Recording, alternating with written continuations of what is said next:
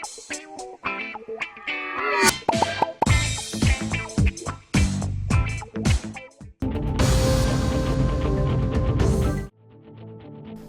Youth करेज के बानी सलमान खान ने बाज़ाब्ता तौर पर बीआरएस पार्टी में शमूलियत इख्तियार कर ली। तेलंगाना भवन में एक तकरीब के दौरान सलमान खान अपने वालिद के हमरा पार्टी में शामिल हुए, जहां उन्हें पार्टी के कारगुजार सदर KTR ने गुलाबी खंडवा पहनाया और खुशामदीद कहा।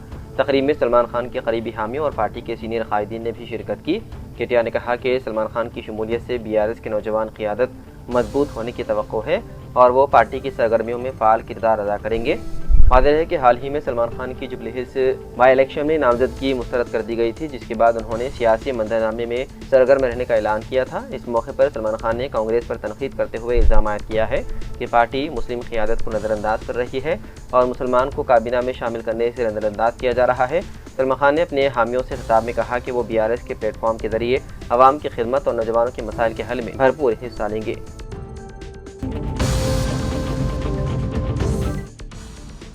दिल्ली के रोहिणी इलाके में चारशंबे की रात देर गए दिल्ली पुलिस और बिहार पुलिस की मुश्तरका कार्रवाई में बिहार के 4 खतरनाक जराइम पेशा अफराद इनकाउंटर में हलाक हो गए। ये सब सिग्मा गैंग के रुकन थे जो मुबैना तौर पर आने वाले बिहार असेंबली इंतखाबात से कबल किसी बड़ी वारदात की मंसूबाबंदी कर रहे थे। पुलिस हुक्काम के मुताबिक इनकाउंटर में रंजन पाठक, बिमलेश महातो उर्फ बिमलेश साहनी, मनीष पाठक और अमन ठाकुर मारे गए। ये चारों बिहार के सीतामढ़ी जिले के रहने वाले थे। पुलिस ने बताया है कि वो बिहार में मुतादिद कत्ल, डकैती और दीगर संगीन मुकदमात में वारदात के मुलजिम और मतलूब थे। राय के मुताबिक ये गैंग बिहार में ब्रह्मश्री सेना के जिलाई सरबराह गणेश शर्मा, मदन शर्मा और आदित्य सिंह के कत्ल में भी मुलव्विस थे। पुलिस ने इंकशाफ किया है कि खुफिया इत्तला के बाद ये गैंग बिहार असेंबली इंतखाबात से कबल किसी बड़ी मुजरिमाना कार्रवाई की तैयारी कर रही है। दिल्ली क्राइम ब्रांच और बिहार पुलिस की एक मुश्तरका टीम ने रोहिणी इलाके में जाल बिछाया। हुक्काम के मुताबिक जब पुलिस ने मुश्तबा अफराद को रोकने की कोशिश की तो उन्होंने फायरिंग शुरू कर दी। पुलिस ने भी जवाबी कार्रवाई की, जिसके नतीजे में चंद मिनटों तक शदीद फायरिंग का तबादला हुआ। चारों मुलजिमीन गोली लगने से जख्मी हुए और उन्हें फौरी तौर पर डॉक्टर BSA अस्पताल रोहिणी मुंतकिल किया गया, जहां डॉक्टरों ने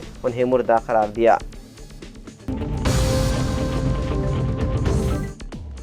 senior IAS officer Syed Ali Murtaza Rizvi ने रज़ाकाराना तौर पर मुलाजिमत से सुबुकदोशी इख्तियार कर ली है। हुकूमत ने उनकी जानिब से दी गई VRS दरख्वास्त को मंजूर कर लिया।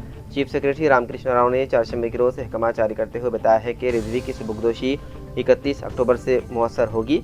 रिजवी 1999 बैच के IAS ओहदेदार हैं। उन्होंने IIT कानपुर से इलेक्ट्रिकल इंजीनियरिंग और IIM अहमदाबाद से मार्केटिंग एंड पब्लिक पॉलिसी में तालीम हासिल की।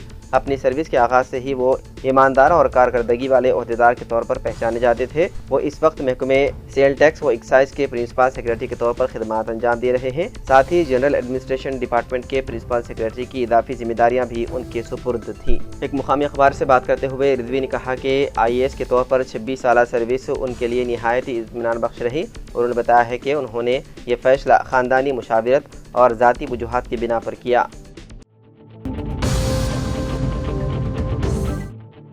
कमिश्नर पुलिस रचाकुंडा सुधीर बाबू ने प्रेस कॉन्फ्रेंस से खिताब करते हुए बताया है कि फायरिंग केस का मरकजी मुलजिम 24 साला इब्राहिम कुरैशी मवेशियों की गैर कानूनी मुंतकली के कारोबार से वाबस्ता है। उसके साथ ही 29 साला श्रीनिवास और 22 साला हसन बिन मोहसिन को भी हिरासत में लिया गया, जबकि एक और मुलजिम हनीफ कुरैशी 34 साला फरार है। ये वाकया 22 अक्टूबर को यमनमपेट गटकेसर के करीब पेश आया, जब गौरक्षक दल के कारकुन प्रशांत कुमार उर्फ सोनू सिंह पर गोली चलाई गई। तहकीकात में इंकशाफ हुआ है कि सोनू सिंह को उसके दोस्त श्रीनिवास मुलाकात के लिए बुलाया था, जहां इब्राहिम कुरैशी ने गाय की गैर कानूनी मुंतकली को बेनकाब करने पर झगड़े के दौरान उसके सीने में गोली मार दी। पुलिस ने जाए वकूफ से 2 कारतूस, सिगरेट के टुकड़े, एक देसी पिस्तौल, एक स्विफ्ट कार और 3 मोबाइल फ़ोन जब्त किए। जख्मी को पहले मेडपली अस्पताल और बाद में हालत नाजुक होने पर यशोदा अस्पताल मुंतकिल किया गया, जहां उसके जिस्म से गोली निकाल ली गई। इब्तिदाई तहकीकात में पता चला है कि फायरिंग की असल वजह इंतकाम और माली तनादिया था। मुलजिम इब्राहिम को सोनू सिंह की कार्रवाइयों से तकरीबन 1 करोड़ रुपए का नुकसान हुआ था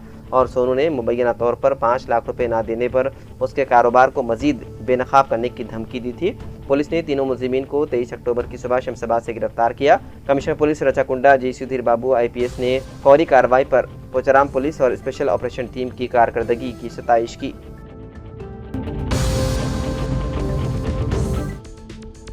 महकमा मौसमियात ने आज आंध्र प्रदेश और कर्नाटक में शदीद से शदीद बारिश की पेशकयासी की है। अंडमान और निकोबार, जजायर, केरला, माहे, कोंकण और गोवा में भी तेज बारिश होने का इम्कान है। लक्षद्वीप, ओडिशा और तेलंगाना में भी गरज चमक और तेज हवाओं के साथ बारिश होने की पेशनगोई की गई है। वहीं दिल्ली में हवा की क्वालिटी अब भी बहुत खराब के जुमरे में है। फिजाई आलूदगी पर कंट्रोल से मुतालिक मरकजी बोर्ड के मुताबिक आज सुबह 6 बजे दिल्ली में हवा की क्वालिटी का अशारिया 332 रिकॉर्ड किया गया।